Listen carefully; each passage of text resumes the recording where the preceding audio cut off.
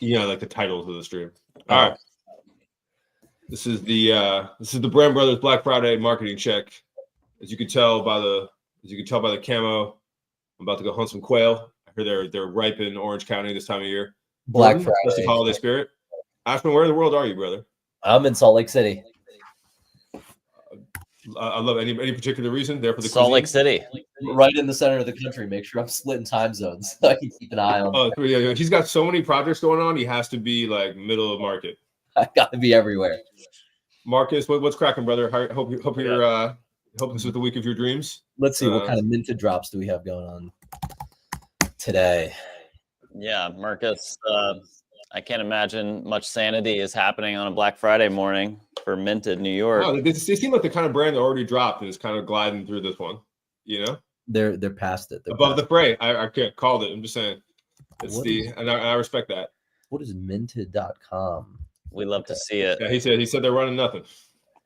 Love it. Love to see that. They're just running. They're just running today. They're just running straight up. Yeah. No, they're not even running the marathon. The half marathon. But yeah. And so, all right. So, and Jordan, you're still in normal Dallas land. I think that's the flex. It's the flex move. I'm in Dallas right now. I'm cutting out. Yeah. You it was just for a second. You back good, brother? Damn it. Maybe you could get some Ethernet today. 50% off. Yeah, 50% off Ethernet. Well, this is a we're working on it. I need a Black Friday sale on Ethernet.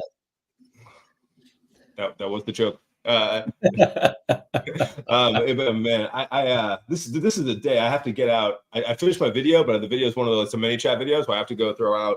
I have like a hyper Black Friday that recaps everything, so I'll be casually finishing that during this, and then I got all the valuable Black Friday stuff, our other brand Black Friday stuff, and then we have a photo shoot tomorrow, so I'm going to dropping off all the gear and stuff right after this. So we are cruising, brothers. This is the time. It's that time of year. This is that's a big day. No rest. What is the so I saw for the weary.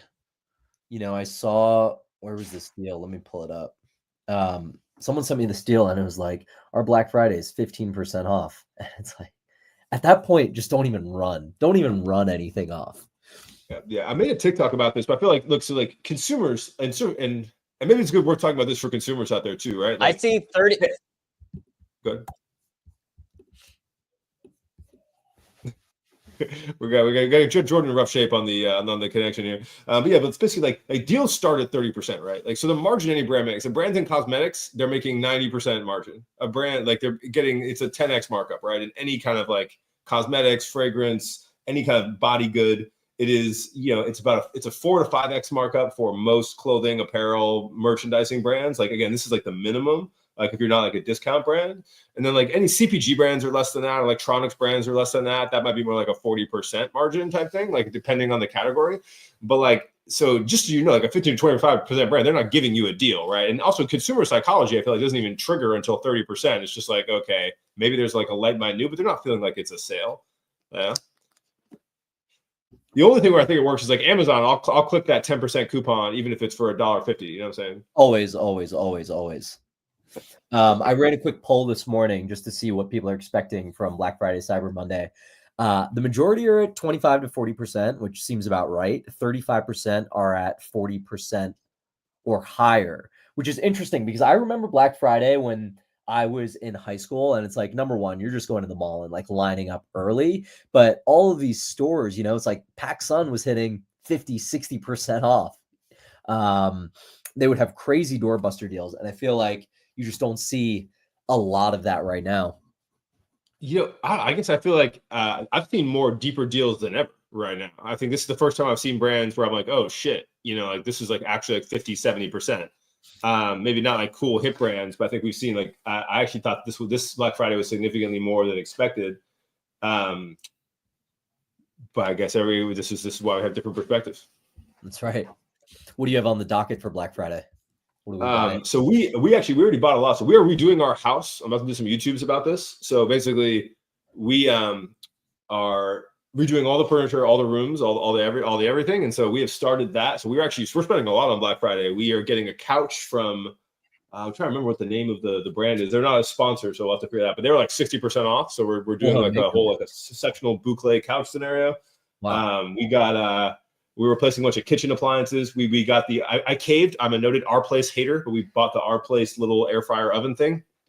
But we're rocking and rolling. I bought a bunch of gear. This is we're consumption time of year. And it got sent. I'm surrounded by like brand boxes right now. It's actually terrifying. So we got sent all this stuff. I gotta do videos on and shit. What about y'all? Any big purchases coming up?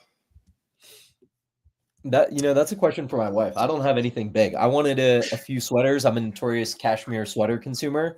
Yes. So Black Friday is my day to stock up on that.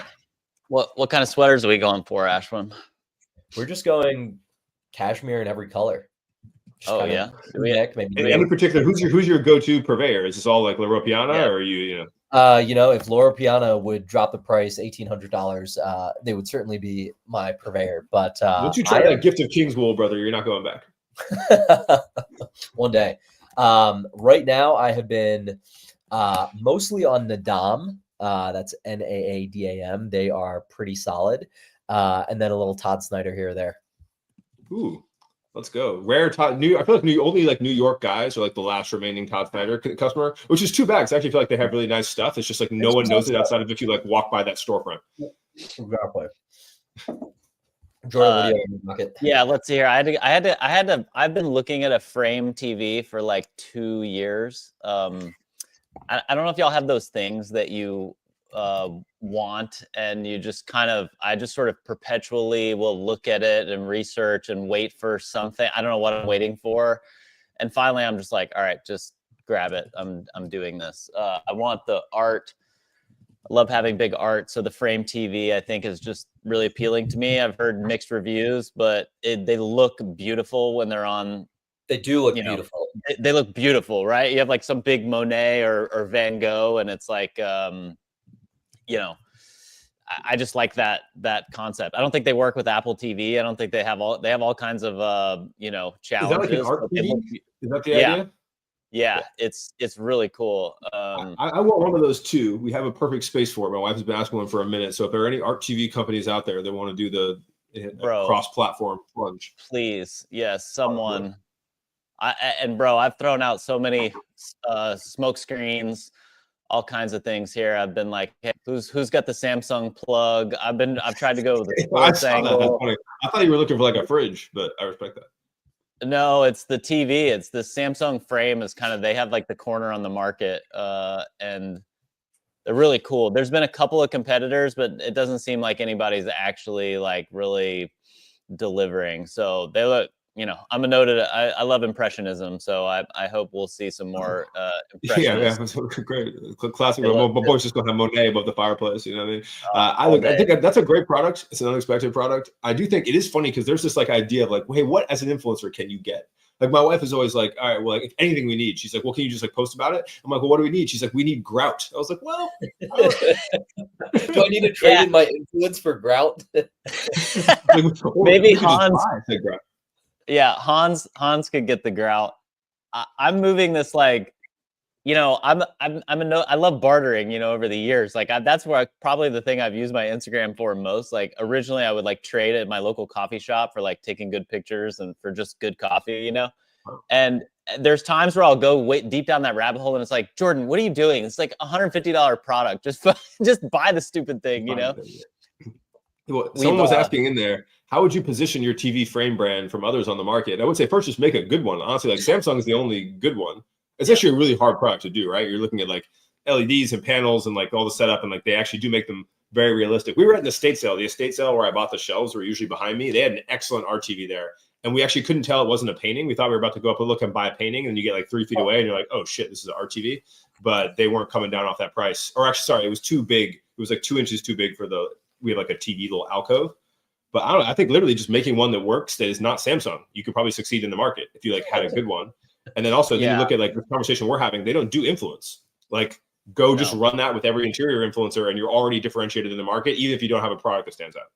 literally, like if you could just run it in interior design, like I just haven't seen Samsung run anything with like, your interior design, TikTok and Instagram, you could crush. One of the complaints I would say, like to Steven, so how would you position it? Just since I've gone down this rabbit hole, one of the biggest complaints is you have to have a subscription through Samsung to whatever. So like a couple of things is like, one, yes, frame colors here, Brian has pointed out, like just throw a frame in there for free with the purchase. Maybe have 2 or 3 options, and then make it so that you can have uploaded art or position it to artists maybe, or like interior people to, maybe it's AI and it captures what your interior looks like and will automatically like, sense what's going on, how to make it flow with your room or something. But plenty of opportunity in this market. That's an interesting idea. Yeah. Man, I also think, guys, when we have all the time in the world to start another company, I think that a interior design for millennial men would just absolutely crush. I think all interior design is built on serving women. And I think, our leader Hans in there, the ultimate brand. We really need to get Hans. Yeah, but Hans's demographic is like, his follower base is like 80% women. Well, that's because of his silky smooth voice.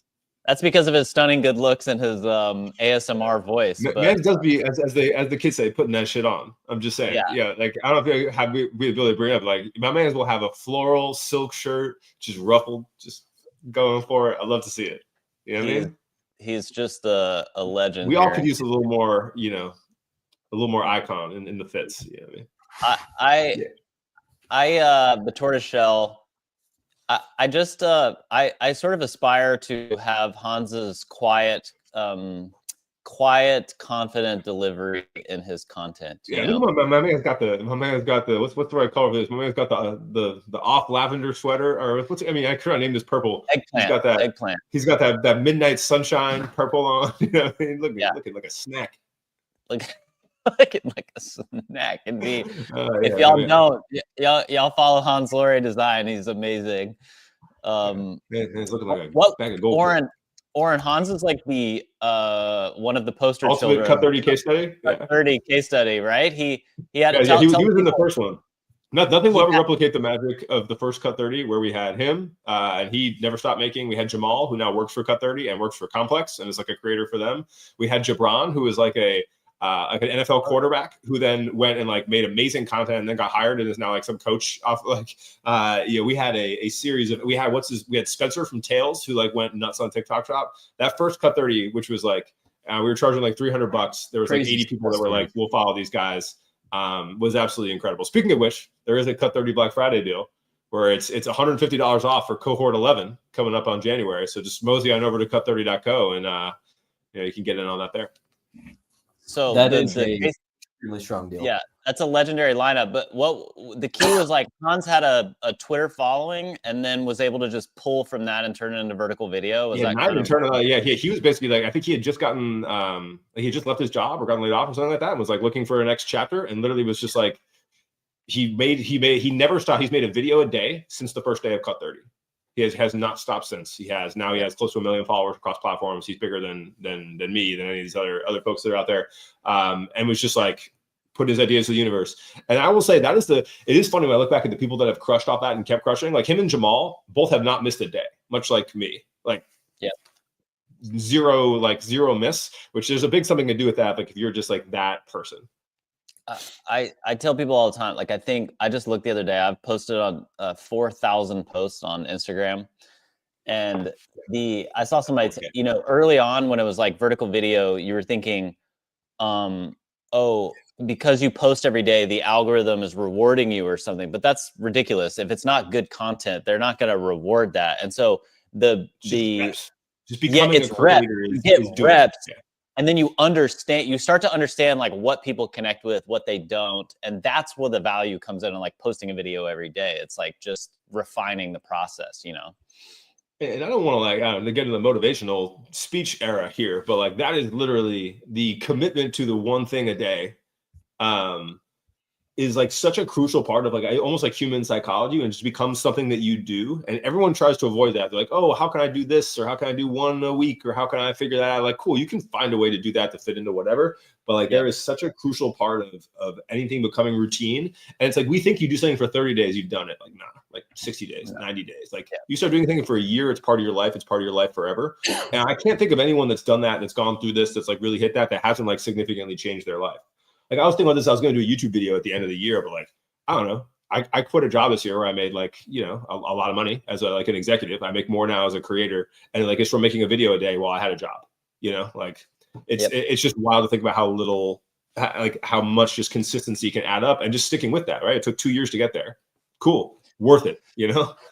Agreed, brother. There's all those end of year insights we're having. I don't know about others, but I'm already thinking about 25 and reflecting, you know, the year's basically over now, you know, once we hit the holiday time frame. But I'm the same. I just I mean, I've tried to figure out how I communicate this. I don't want to be like the full like hustle motivational guy, but I just made more this year than I did my last year at Nike as the executive at Nike. And like, that's, you know, doing my own thing plus creating. It's pretty amazing, you know.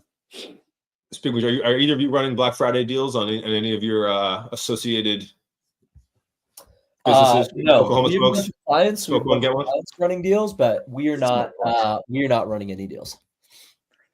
I've been debating about Reason why? We're 50% more on Black Friday. yes. That's double. I feel that way as well, like contrarian. But Oren, I'm curious about you making the decision to do a 30% on valuable. Yeah, I mean, it's just too much of a. I look at it this way. Like, look, so I've had this, as many of you know, I've worked on this women's wear brand for like 6 years now, and we've really evolved Black Friday. And I've learned a lot like through that process. But like, we do one sale a year at that brand. And now we do one sale a year on Black Friday. And it's like, I'm generally not a believer in like being a discount brand, but I totally am a believer in like having one sale a year that people know about and it's an event, and participating in cultural activity, right? Like, I don't know, I had the biggest day of the year on Wednesday at Valuable Stuff. We sold a ton, right? You know, like even like yesterday, like, including like besides like the day I was at Complex, I guess, because we did like a couple grand like just in that morning. I just guess like, why wouldn't you? If consumers are participating in it, 30% isn't a game changer. It gets more people introduced to the brand. People are in that shopping mindset. I'd rather be front and center with them. It's continuing to peter around. I also look at like every brand that's in the mix of it that really considers inventory. Like I'm looking at that stuff right now, being like, all right, I want to do new stuff for the new year. I want to move out this inventory or that inventory. Like I don't see any reason why you wouldn't get involved in something where people are consuming that much, mainly because you see the numbers, right? Like the brand that don't participate versus the brands that do, like the numbers are kind of staggering. And like, for instance, like I talked about the women's wear brand, we had a really good year this year. We sold out of almost of our good styles. Our meta account's been ripping. We've been at a 3.5 ROAS for months. And so we've just ripped through all the inventory we had. We've been air shipping everything over to replace inventory, and it's still ripping. And so our sale is really like prior seasons, and we're going harder on the sale to clear it out.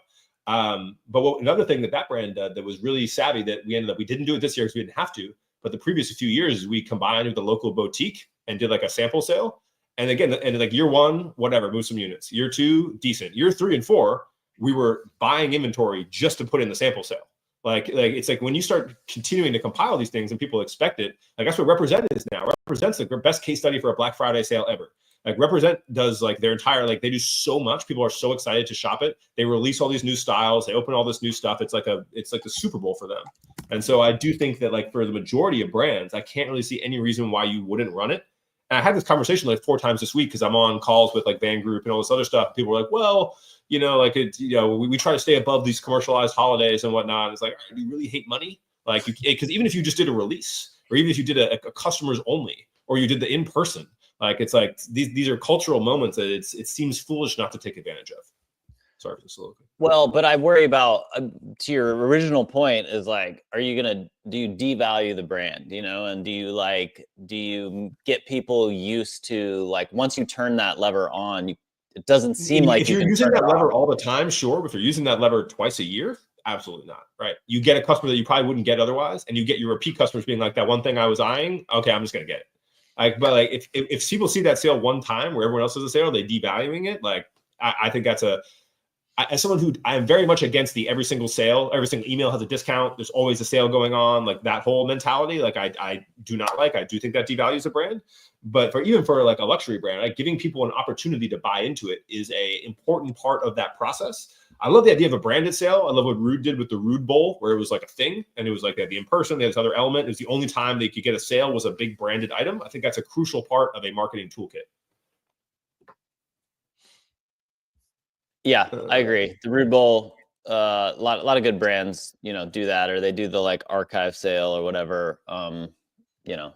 And that's where I definitely like, after seeing the success of ComplexCon, at least for Valuable now, like I'm 100% trying to do a physical sale for next year. Like I almost tried to wing it to do one next week. But that is yeah, exactly. So Rude basically branded. This is a cool technique for anyone who's watching out here. Is like they only like they shut it down whenever, but it's like their first time they ever did a sale with the Rude Bowl, whatever. They had like a physical in-person thing in LA, and they had it open on here. And it's like, again, it has some branding. It has a whatever. It feels like a flea market.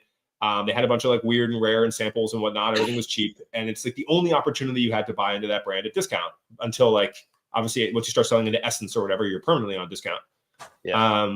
But like then it became a branded thing where people will be like, oh, this is coming up, or I'm going to prepare for it. Or when they announce it, people know what it is. It's a piece of their brand toolkit. Look, what I love most about this for brands at premium price points, so like my brand is not at a premium price point. It's a very mid-range price point, is like you need to give people the aspirational ability to get into it, right? And they're either going to do that secondhand, and you're not making money off it, or you're going to find a way to do it through you.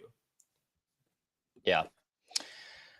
Total side note here, like Ruigi has somehow dodged all this. But like, I mean, I guess whatever. Like, so here's the thing about even when Balenciaga was trying to get canceled. So actually, do you want to give a quick background on what you're alluding to, and then I can respond? I don't really. I've kind of looked into it, but like basically his business partners who like bought into Rude, basically say that he, has stolen half the money or something, or like, and live. And if you follow him, I mean, he is always in Monaco or Milan and has like, crazy cigars and the most expensive bottle of wine. And he's like in a helicopter going to a yacht in, Monaco or the French Riviera. So anyway, his business owner said that basically he spends all the money and like hid it to fund that lifestyle. And so to give some context to this, probably true, as we can imagine, right? A lot of people buy in for 15% or own X%, and they're expecting to get payouts, and then people work around that inside these businesses to pay themselves large salaries. Or in Rude's case, you'll notice things like the collab with Zara is a Ruigi collab, not a Rude collab. So he gets to check directly, which is a very common thing you'll see people do. Like, right, Virgil can do a collab that's not an Off-White collab, we'll get a Virgil check. Right. There's a lot of these things that kind of are vehicles, which are good for one way or another. But one of those reasons is to get money to the designer that isn't necessarily tied to the brand, because it's obviously harder to get money out of your brands. But like, I don't see any reason why his customer base, if they saw that, we're like, oh, well, he's mistreating his investors who are going to get a massive payday one day when the brand sells. Like, why that would be enough of a reason for me not to support his brand when they're buying into it because of his lifestyle, right? And because of the things he's associated with. But the thing I noticed most about this, I was always so surprised that Balenciaga didn't get canceled when it was like, super weird child lookbooks and like stuff like that, like demonic, whatever. I was always like, I don't know. I stopped wearing Balenciaga at that point. Like, this is like not a thing for me. But then when I realized about the psychology of this for someone like Rude or for a brand like Balenciaga, is that like you've invested so much in this, right? You own a $700 shirt. Even if you only own one piece, it's a $700 shirt, or like a $1,400 Rude jacket or $400 Rude shorts. That for you to give up on that brand, when you own multiple pieces that probably are the most expensive thing in your wardrobe, like these dudes, especially, because that's the dudes who are wearing like Rude or Gallery Department or like stuff like that, like they are not giving up on that. It would take a lot for that. Even when you look at like what was the brand? Vlone. Like that dude was like beating women and they did not give up on that brand, right? Like they were still wearing the thing because of the cost of it. And Nike, I think gave up on him. And so I do think that there's something that they said there that you really have to convince those people to get out of it because they've made such an investment into the brand. And it's such a core part of their identity because they bought these shirts with these logos on them. Bro, this is like a legendary issue at Nike chart in the fuck around find out like where you get too close sometimes to pluck these dudes out of Harlem, and Nike did a pop-up shop with him. They did one in Miami, and it was like, yo man, people might have gotten in over their head on this, and then he obviously had that scandal and they canceled this pretty quick, but it's a bummer because it could have been a really, really cool one, I think, over time. I was surprised when I worked at so I used to do merchandising for Urban Necessities, which is like this shoe store in Las Vegas, a really popular shoe reseller, and they resell stuff like Supreme and clothing and stuff as well in limited quantities. And one of the things I was most surprised at was like when I'm in there, I'm looking at the data, and like I kind of started, is is the resale of VLoan. It was like one of like every day we're talking about like, okay, resale and procurement and what we need more of. And like VLoan was in the conversation. This was like 2 years ago. And I was like, how is this? Like, I thought it would just have been gone after that moment. Then you realize these kids are still wearing it and they're still paying the upcharge for the tees. And the fact that that was like still in the conversation, again, like years after this had happened to me was insane. But again, I think it proves that point of like, if a certain people have it and they've invested in it, they're going to keep wearing it. Yeah. And I don't, it also shows sometimes these guys don't need those brand, or he'll turn to people like, Paul Angels. Well, they're certainly we were making much more money when they had the Nike deal and the backup. That's true. They can survive. Yes. By the way, Oren, we have to talk about Air. The Brand Brothers have done the most insane collab we've ever been a this part year, of. but it's gonna get more insane next year.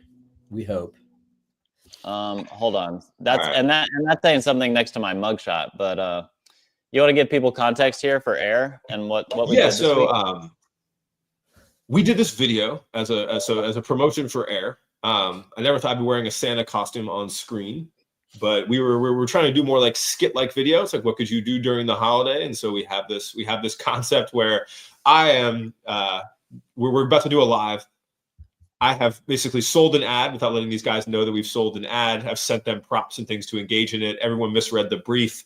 And then because everyone's kind enough to help support these G-Wagon payments, Jordan then reads the brief about Air. But Air is notorious. We talked about Air before for doing these like off-kilter campaigns. Like I don't know if you guys. So we were on this call about this brief for this, and the guy from Air was like a 15-minute call, and he's like, yeah, honestly, just like here's the bare bones of the script. You guys just do whatever. It's worth talking about some context there because I know that was a different experience for y'all than our usual sponsorship conversations. I mean, Ashwin, talk about a creator like an absolute whip paid partnership versus one like this. Sorry, an absolute what paid partnership? A whip, just the beating that we go through sometimes. I think what Air is very good at is they're like, hey, we're selling B2B software and we want to stand out as if we are a consumer brand. And so we want to do like really outrageous stunts and we want to partner with like kind of off kilter, not us as off kilter, but we want to like partner with different pages. I think for this campaign, they partner with like a few meme pages to like amplify this like Dropbox campaign content.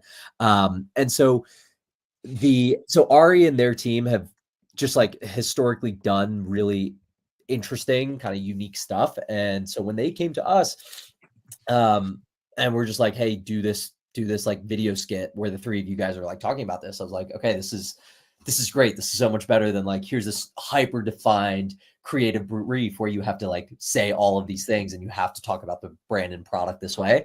So he kind of like relinquished that creative freedom to us, which was great. But yeah, generally, when people say like, hey, are there B2B brands doing, interesting stuff on social and with their marketing, I always say like, go check out the stuff that Air is doing. This is so they protested a ad week. There were 300 CMOs at this ad week conference, and they stood outside and protested. And then, so essentially, Air, like Oren, you want to tell them what Air does? Reading the copy, I was like, oh God, like this is actually incredibly helpful. It would have made my life so much simpler at Nike. And so shout out to Dylan, who in the chat said he saw the Air ad on IG like yesterday. I appreciate that. But yes, this is actually, I had this moment, we'd done a creative ops report with Air at Hyper like a while back, where basically they'd funded us doing a guide on like how to do smart creative operations and like respond to trends and stuff. And it did really well. And I went to a dinner. They had a series of dinners they do with like, like software people would do dinners with potential clientele. And I'd always thought it was like a software that like, okay, small up and coming companies use. And I went to the dinner and it was like Apple. And it was like LeBron's like the production company, and the guys from Emi Ramen were there, like a bunch of really interesting like big LA agencies. And I was like, oh, this is way more legit than I thought, even though I'd worked with them. But yeah, so Air is basically Dropbox, but for creative and marketing workflows that's smart.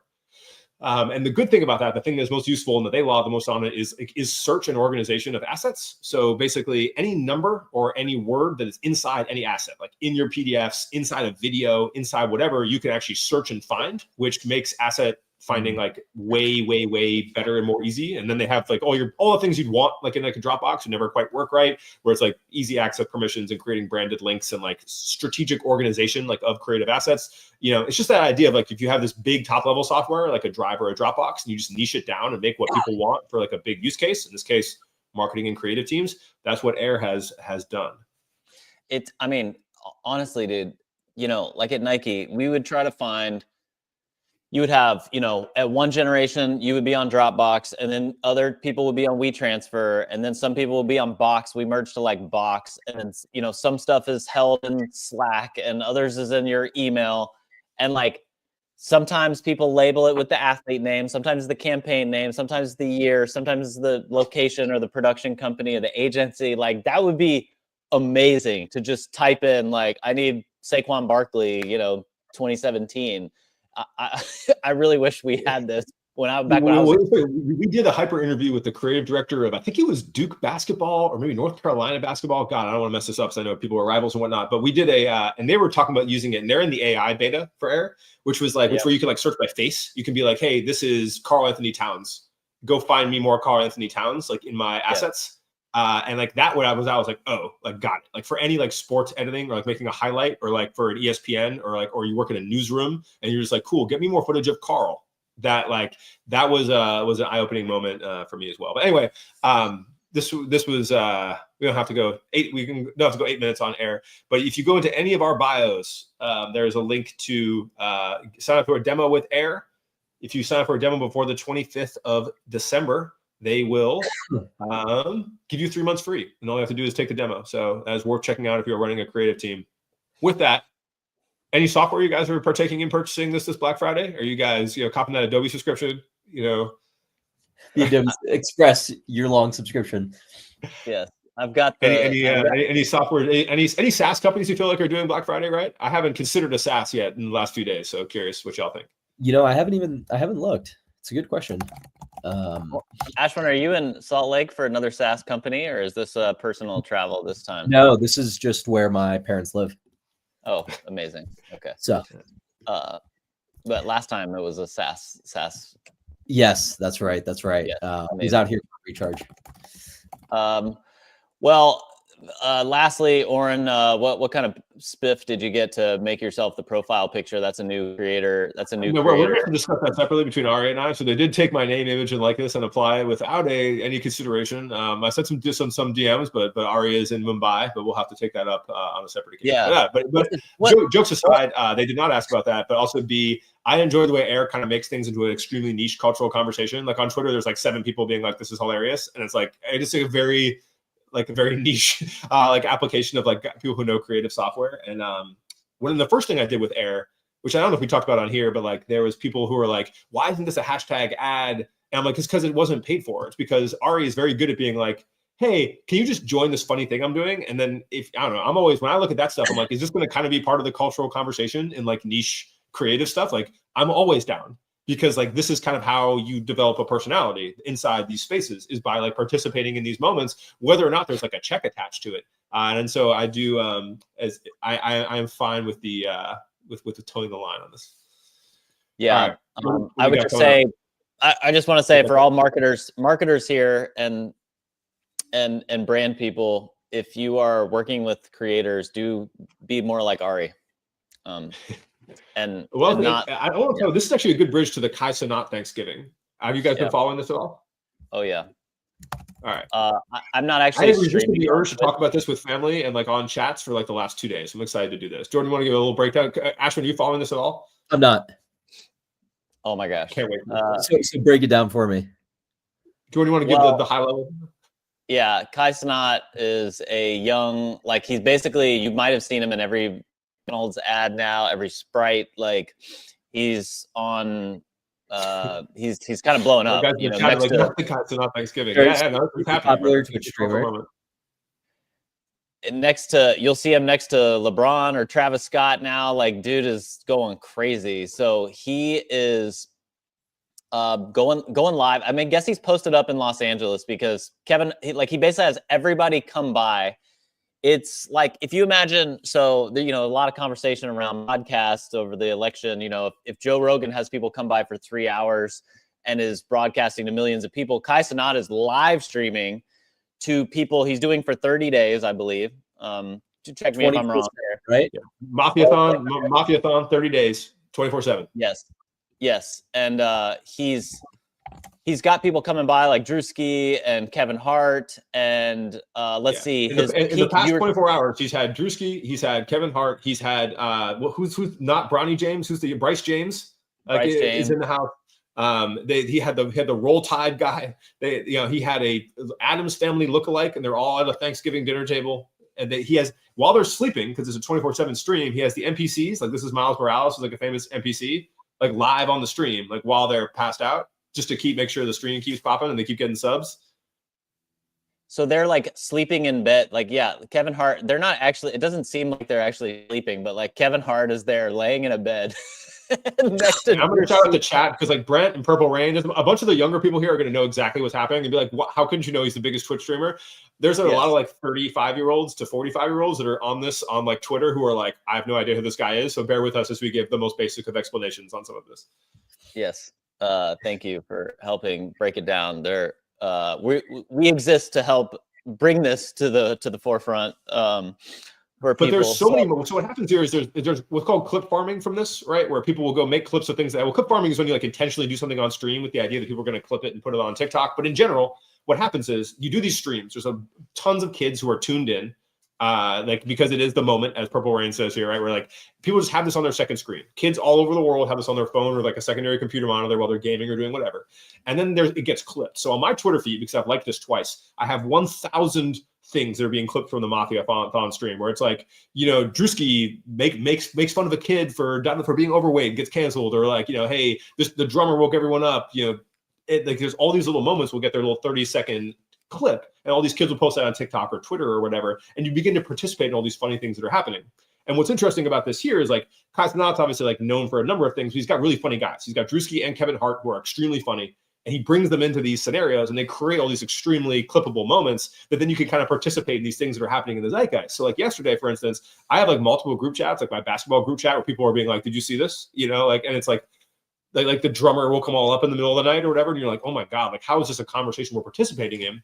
But this is where the cultural moment is shifting to. It's away from, hey, we're listening to that 2-hour Joe Rogan podcast and Call Her Daddy, into these like super long streams, because this is a 30-day stream. He is live 24/7 for 30 days. He is following this up because the FaZe guys, so if you remember, FaZe Gaming had just done this with a bunch of guys for 30 days, and they all popped off, including threatening his kind of title as to like the most subscribers.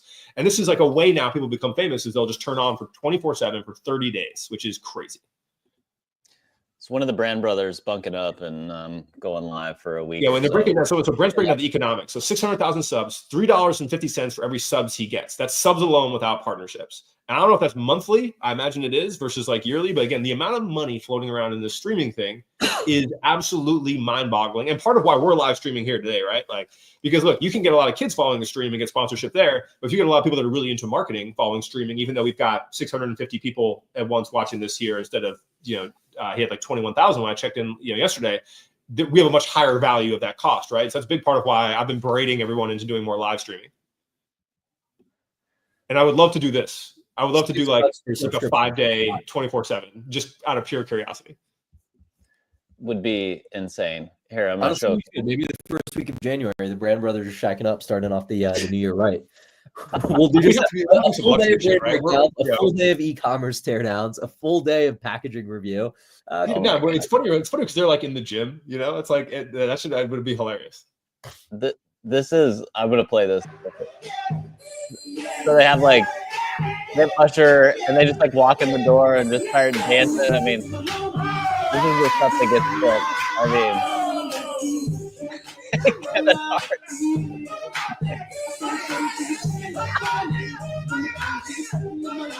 For a generation of kids that don't know this song, but all right. So Brandon's breaking down economics. Monthly, but subs reset after a month. Some sub for longer than a month, so it varies. But if he's got 600,000 right now, 3.5. That's whatever 1 point. That's 2.1 million.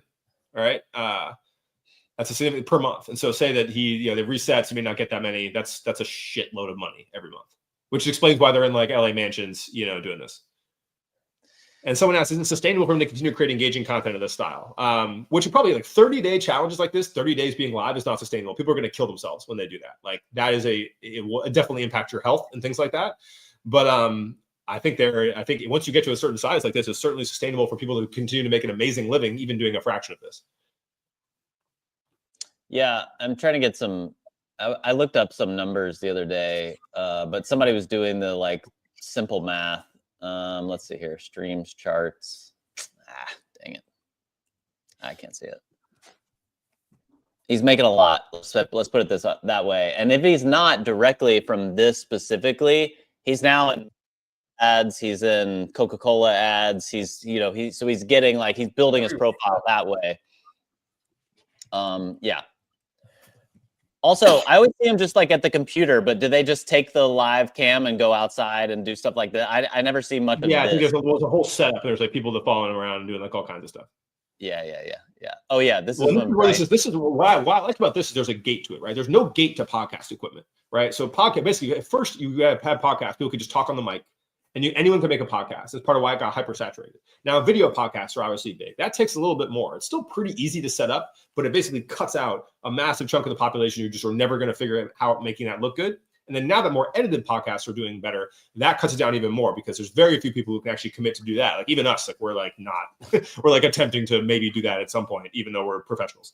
And then you go over into streaming where it's not only it's a time commitment that most people don't have, is a technology commitment that is significant. Besides like the on gaming PC, you start moving around and like the FaZe guys are like going on dates and there's like challenges and like stuff like that. Like that takes a whole setup. So the production begins to then cut down who even has the ability to compete at this level, which I think is an interesting thing to think about. Think about the future of that is because it's going to create more of these stars and less of this like bigger populace. Besides people who are just good gaming streamers, which are just like is like a very small subsection of this. You know what's really interesting? It makes me think of like frat house. I mean, it looks sort of like a frat house. Like, there's probably some version of that's what the FaZe house is literally a frat house, except it's nice. That's the thing. These guys are in mansions. That's the difference between this. Yeah. Have you come across, obviously, TikTok shop and live streaming aside there, have you come across brands that have like, everyone talks about like gifting creators and influencers to like do unboxings and like posts on Instagram and TikTok. Have you guys come across any brand partnerships with creators on Twitch?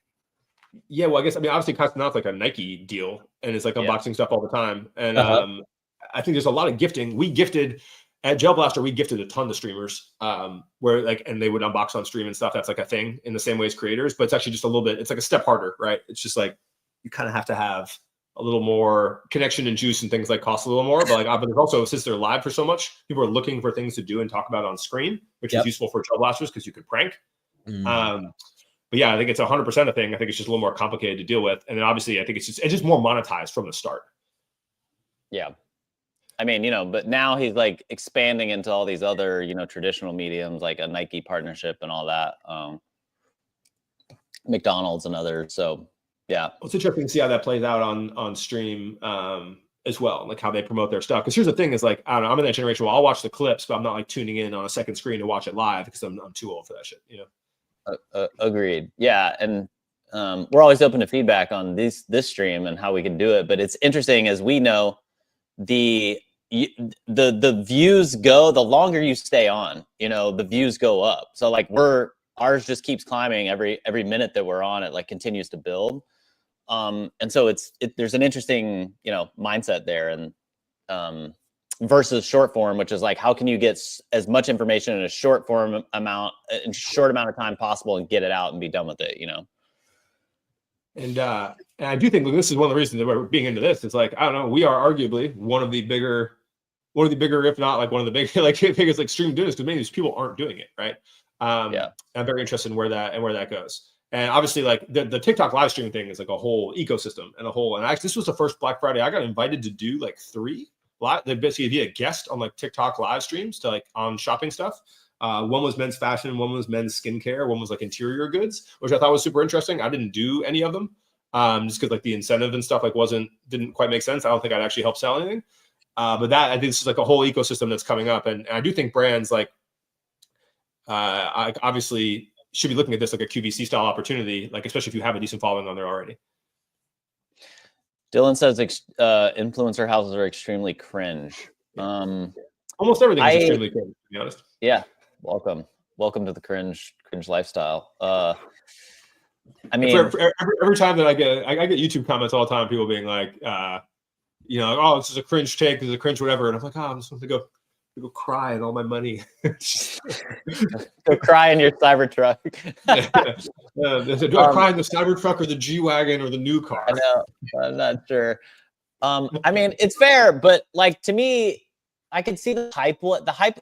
I think the most cringe content to me, and I think I've said this before, is like the couples and the people who are just always like walking up to someone being like, have you noticed what I've done today? Or like, I'm doing something, you know, just to like get that reaction. You're always like, do you not see comedy?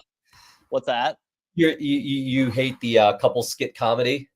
No, I like skit Jordan's comedy. best peeve. Yeah, we need to set up something for that. We need to have Jordan spends a week like it's like what's that like it was at Trading Places, just like inside a couple influence. Yeah, it would be amazing to do it with my wife. My wife would just be like, "What do you do? Shut up, you know, go away or something." But I mean, whatever. Different things are different and cringe to different people, you know. But people are there's weird incentives for people to do this stuff now, and so to me, this Twitch with Kai Cenat, he's like, it seems like it's much more fun than some of those hype house like influencer things, you know. I don't know. Well, I think to the point we were talking about before, like they had to go make moments, right? They had to go make, hey, we need to make a 30-second thing that's going to pop off. We have to go make a TikTok that's going to work. Whereas this is people are just spending the day with you, right? They're spending their free time with you. And that is a less of a bar, like where you obviously have to, you want to do things that are going to be exciting and clipped and shown, but there is some amount of like where you can just be off for a certain amount, or have people see the real you for a certain amount. It's a really interesting topic. But even here, like we have 750 people live with us now, talking about marketing on Black Friday. Feel free to chip in. You can tweet at us. I'm keeping a running stream of topics on my Twitter. Obviously, people on YouTube, we can see all your stuff in the chat. Right here, but like this is we're trying to have that conversation. It's like I don't know, I feel like we're not having to make some viral moment to continue to get a bunch of people in here. Might just honestly the next 24 hours. Just keep it on. Yeah, guys. I don't have my meeting I normally have after this, but I do have to drop some gear off at the LA in like 2 hours. We'll take this with you on the live stream. I would love to figure that out. Like I'd love to be able to just put the Osmo on the dash and like have that work. It's true. If anyone knows mobile live stream rigs or like how that really works, feel free to pop in here. I can pop Starlink in the. Can I put a Starlink in the back of the G-Wagon? Well, doesn't Starlink come naturally equipped in your Cybertruck, Oren? What it does. We have Wi-Fi in there. We do. It actually looks better for streaming too. It's just hard to park. I bet in Los Angeles. All right, what have we seen? What have we seen this week? I got a couple. Anything that's top of mind for y'all that was really interesting in marketing this week? Honestly, not really. I'd love to hear what you have to say. Yeah, I've got two from World of Sports, per usual. So DK Metcalf, I don't know if y'all are familiar. You know, DK Metcalf is a super swaggy baller wide receiver from the Seattle Seahawks, and he is working with this like VC firm, Patrico something. And they're basically an athlete-focused investment firm. So what, these firms are figuring out is, getting athletes moving from this endorser to equity owner era. And DK loves candy. And so he pitched to Bazooka, to get this chain. So he worked with Greg Una, the famous jeweler in New York, to craft him a chain featuring his favorite candy that he's invested in, this Juicy Drop Pop. And so he crafted some, wild one, then gets it made. It's like $200,000 chain, I think. Yeah. That features this Juicy Pop. Then he wears it in the tunnel, and this tunnel fit is like, prime real estate now. And so prior to his big Thanksgiving Day game, I think, or last Sunday, he has this moment. I'm sure the NFL will slap his hand somehow for this, but he's already gotten all the earned media for it. They may fine him $10,000, $5,000, but I'm sure he got so much earned media from this. But I think this is interesting. I think the evolution of this would be the 7-Eleven always open chain that they did with Jamar Chase, actually. I'm going to share that one instead. So Jamar Chase ended up, they quickly pivoted, and they got some of these chains made for Jamar Chase after he wore one specially that was like always open, and they sold them for $120 or so. My kid ended up getting one from 7-Eleven. Thank you. But I just think that's the interesting like evolution of this, being able to have it tangible. I don't know. What do y'all think? Viral moment, candy, investment. I think the big takeaway here for me is that an athlete's actually invested in wanting to do something and like showing up for this. If people don't know, if you're working behind the scenes, all the brands are basically fighting to try to get on this athlete during this moment. And some are more natural than others, but this, like him being really proud and vocal about it, is a win-win-win to me. I don't speak enough. I don't know enough about this world to know if this is actually impactful or not. Like, is this actually a moment that like people care a lot about? Because and if it is, then I think this is great and obviously a supernatural thing. And like he went above and beyond, and it's interesting and unique. But it's just one of those where I'm like, how many people are really into this? Yeah, that's fair. Well, also, I love your guys because like you know more. If you're like, hey, this is actually like a big enough thing that this is like excellent, I'd be curious to know.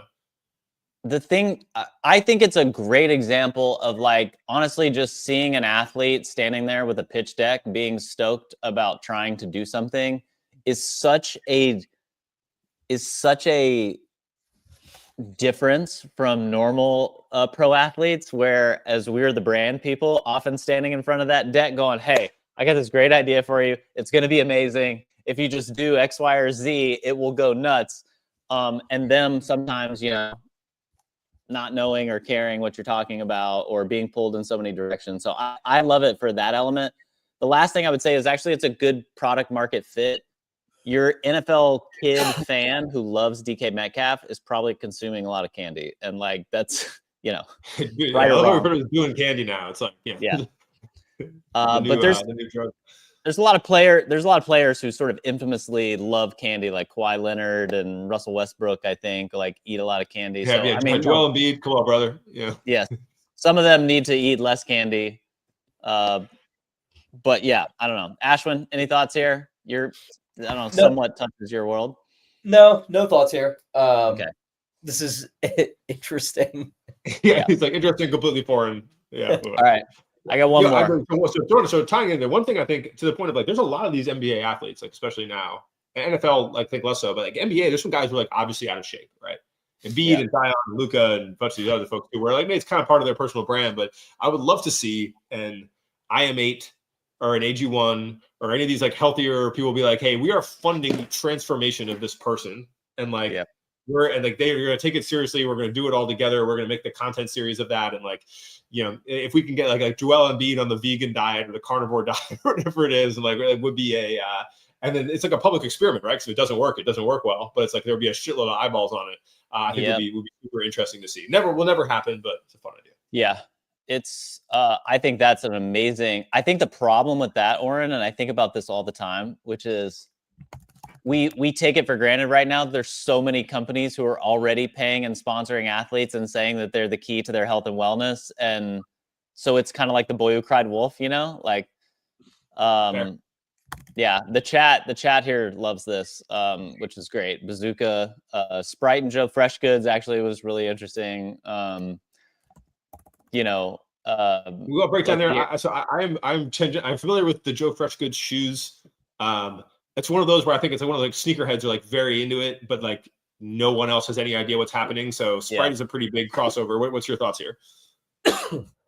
Joe Freshgoods, I just think like having a personal connection a little bit to Joe. I met Joe when he was working like part-time at Adidas as like a brand ambassador, and like got fired from his retail Nike job.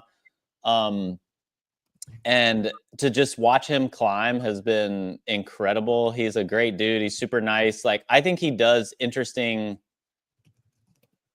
different takes on these things. And sometimes it's like tongue in cheek on just like the culture of Chicago or, Black culture or whatever. I mean, he does like just great commentary on this stuff. And so for him, when you grow up, like having the New Balance or Adidas partnership or Nike is amazing. And he's done all of those. And now he's got like his own artistic Sprite can, and like people love it, but he always stays true to like Chicago. He's like the go-to guy in Chicago now when, Virgil moved out and moved to Paris and all that. Like he became, I think, the resident like Chicago, which is still a key market for a lot of these companies. And he usually does some, he's expanding into like cool films and all that. So I love to see it. All right. Anything in the I'm just about to poke through the inbox. I'm curious if there's any Black Friday emails or anything like that you guys have gotten you thought were particularly good, or any promotions or anything that happened. Let me show you one. No, but one of my favorite subject lines is "We never do this," and then you have like 18 brands. Yeah, that's so. We were talking about this. We're doing the Cut 30 sale, and like last night, and then Alex was like, "Hey, the email subject line needs to be 'We never do this,' and then we just move on." So good.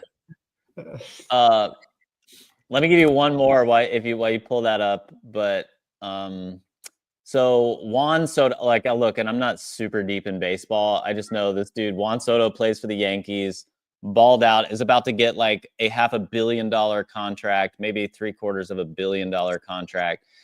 And his contract was up at the end of this Yankees World Series run.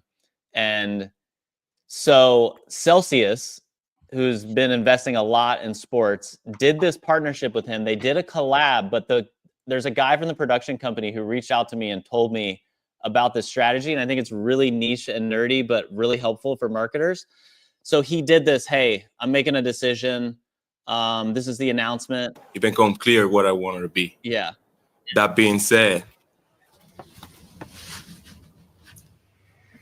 Team Celsius. So like he does this. Celsius did not accept the collaboration until 24 hours later, after this went like crazy viral.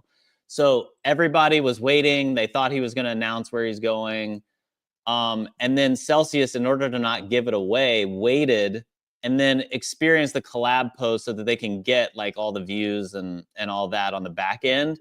But I just thought that was like a really interesting,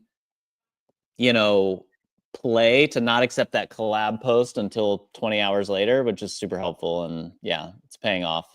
3 million views for them. Yeah, interesting. I've always been curious on like how that actually works with the algorithm, but I guess it didn't do to them. Yeah, agreed. I think so.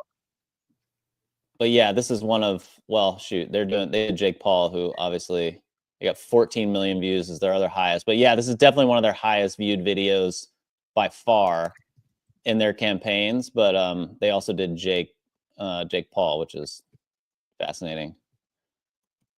Which, by the way, has his brother just become like a crypto scam artist? Is that what's going on now? I'm not following this at all. Yeah, is that what's happening? I just something came across. Yeah. Anyway. Ashwin, what were you going to talk about? Sorry. What do we have? Something that caught my eye this week. So there is, in the world of CPG, we'll talk hydration too. So there's a brand called Simple Modern. They make tumblers and mugs. They're a pretty big business. They have a big retail presence. They have a big e-commerce presence. Kind of, not as big as Stanley, but certainly up there. And I follow the CEO on Twitter, and he had an announcement this week. Let me pull this up. Had an announcement this week that they're launching a hydration brand called Trevi. So it's an electrolytes brand. And what was funny and kind of interesting about this is, even if you just look at kind of like search term volume for electrolytes and hydration stick packs, I mean, I think Liquid IV came out in like 2013 or maybe 2012. There was like Liquid IV was like the real first big winner here. Then there was like Element. And then I would say probably in the last 18 months, I have seen maybe 50 new hydration and electrolyte brands kind of start. And I think what's happening here is you obviously have this rising trend. And so new players are coming in and saying, hey, we're going to improve the formulation on either, a functional difference of like less sugar, or like we're going to add these macros, or we're going to improve on a flavor profile, or we're just going to speak to a different demographic, or the market and audience is so big, we're just going to like cut off a piece of this by building like a really good Amazon business. So now you have a ton of kind of competitors in the space. I mean, even if you look at electrolytes, not to mention the margins on this type of business are just like crazy good. I mean, it's at least 85% plus. It's shelf stable. It's light to ship. You have a lot of Amazon volume right now. So you see all the brands, right? You have Liquid IV, you have Jocko with his electrolyte brands. You have Noon, which is pretty big, and that was one of the earlier players in the space. Waterboy, that business does well off of TikTok. And so what was interesting here is so the kind of like thesis or what Mike kind of talked about in his post was like, hey, we built this like great hydration like drinkware brand, like we sell the tumblers, and probably like an insight off of that is like, hey, what are people like making in all these tumblers? Oh, they're just like making electrolytes and adding these kind of like functional ingredients to their water. So this could be an interesting play for us to launch a new brand. And so what I think is good here, it's like, I'm really glad to see that they didn't launch it under the Simple Modern brand, because I think that is just like, it's such a distinct product expansion that to just like, hey, it's almost like if Stanley came out with electrolytes, it's like, why am I buying my supplements from this electrolyte brand? And I always thought that was weird when like Aloe Yoga launched their supplement line, and it's just like Aloe supplements. So I think the pro here is that they have a totally new name, brand, company. They have a new CEO running it. The question that I always ask myself when looking at a product in a kind of undifferentiated space, at least to the end consumer, everyone likes to think their product is different, but like, hey, when I scroll on Amazon, all this shit looks exactly the same to me. They're all selling electrolytes just in different flavors. So I'm kind of competing on price and honestly whatever just sticks out to me, and frankly what the reviews are. So my question in a space like this is, hey, what is an unfair advantage that you have when you're launching a product here? And so do they have this advantage where, maybe Target or their retail partners are saying, hey, this category is exploding. We have such a good relationship with you that if you stand up a brand and, bring this to market, we'll guarantee you like a PO for rolling out to like 3,000 doors tomorrow. Like, do they have that unique like distribution advantage from their side? Or do they say, hey, we understand the Amazon game so well, and we have the team in place that like, sure, it's a competitive landscape, but we can like outperform these guys. And like, we have the capital that we'll like ingest from the Simple Modern, Yeah, I mean, I think it's both, right? That's the dream of every company that's really selling into retail is like, we already have the distribution, we already have the buyer relationships, maybe it's cross category, maybe it's tangential category, whatever it is, but we can go in faster and bigger than any other brand. And the same thing with Amazon know-how, where it's like, cool, we know all the reps, we know all the spend, we know exactly how to do that. We'll spend for another storefront. Like, I think it's exactly both those things. And that's how companies become more like conglomerates, right? And that's how you end up with, if Simple Modern wants to go become Kraft Foods or whatever that looks like, the modern version of that goes, it starts by doing stuff like this and then acquiring other brands. Mm-hmm. And I went and grabbed these because I had just gotten this PR in the mail from the Absorption company. There's so many people playing in this space, right? So the space is already evolving, where this is now Electrolytes Plus. This is another company I think also had founders. It's like another brand in the category, which shows you the brand's hot, where it's like, this is another like spin-off brand. I like the packaging. That's why I got sent. I wanted to do it in the packaging video. But that it's like basically, hey, we have this product plus. So now it's electrolytes, and these have like multiple other things inside there. So you can already see this category. People are betting on that category is going to have expanded, like it's going to be saturated. Now here's a differentiator. It's like more things added. And it's so funny to see how big that category is and like how fast. But this is completely a data-driven market. You see all these data-driven people, like all these founders and everything, and even with retail data, all jumping on it, which is, I think, the key thing you call out here, and is really interesting. It's so fascinating. It's such a good point. I also have this. So Oren, what's the Hydration Plus? What are they adding now? Like so there's one. So the Absorption company has one is Restore. So it has like cellular detox and immunity. So it has so it has like liposomol glutathione, which is something that I sub separately. I used to sub it direct. I would just buy it straight, like from Amazon. I'm sorry, from Erewhon. And then it has like like magnesium and like all that kind of stuff. And then this one on the Calm has ashwagandha. That means that I won't take it. but then has like L-theanine and like your normal Hold on. sup stuff. But this is Hold on. Did you say liposomal like a French fashion house? yeah, exactly. Yeah. Oh, It's the Jacques The way they should. I was laughing at your slip of Amazon versus Erewhon, which Erewhon, is yeah. very different. Two different retailers. But this is interesting. Like the trend on that too, much like all these sub companies are becoming grouped subs, right? Because like no one wants to go figure out I need to take these 7 different things, which is still how most advice is given. And you'll see people like the notable guys, the guy they do Notable Alpha, which is like the testosterone stuff that's ripping. Is like, and that's just like, it's like 7 things in one. It has like Shilajit in it, it has all the other things in it. This is the same thing here. All of these are going to become like, all the standout stuffs are going to become like these modular ones. And so I do think that like launching the pure electrolyte thing is actually, the data supports it, but it's behind the curve of where product will be in 6 months. Super interesting. I happen to see something like this because my wife sent me this woman who was basically saying, don't stop drinking liquid IV. It's really bad for you, and like getting in this, like, she's standing in Costco and then is actually like, she shows liquid IV to say it's bad. And then is like, don't drink any of this. You need to stop drinking it. It's got sugar. It's got all this stuff. It's table salt. And then she pulls out an example of what to sell, but she's like, this is not actually available at Costco, but you can buy it directly through me and use a promo code, which I just thought, guerrilla marketing is getting very interesting now. Well, I'm assuming she has her own brand, or she's doing a partnership with another brand. Yeah, or she's doing some kind of, I think she's an affiliate, who's use Helen for a free gift when you subscribe. Yeah. I mean, this is like it's a pretty effective tactic for like any brand in like the better for you space. Like it's really common to see the founders like go into an aisle and it's like, hey, when you're buying your like ready to make like a brownie mix, like here's why this is bad and like this ingredient's bad, this ingredient's bad. And then it's like they walk you through it. So it's like instructive to some degree, but then the end always closes with like, and that's why we left out all of these ingredients. So it's like, all right, fine. Like I understand. It's kind of like an ad. At least I like learned something in this, in the process, but then you have to like apply your own kind of critical lens to it and be like, okay, is that all true? Or all of those ingredients bad? So totally. But they work. I see it quite a lot. Anything in fitness and supplements, like someone always had, little known fact, but I was a personal trainer 21 years ago and did it for several years, before going to Nike. And, the fitness and supplement industry is just like, oh, this thing is like the best for you. And then, oh, wait, actually, that's the worst thing for you. So I have no doubt in like a year or two, they'll be like, oh, cold plunging actually causes cancer, or something. But cold plunge causes cancer, brother. We're done. Yeah. Yeah. It's always somewhere, it's always somewhere in between, at the end of the day, stay hydrated. Creatine and protein are good for you. And, everything else is, debatable, I suppose.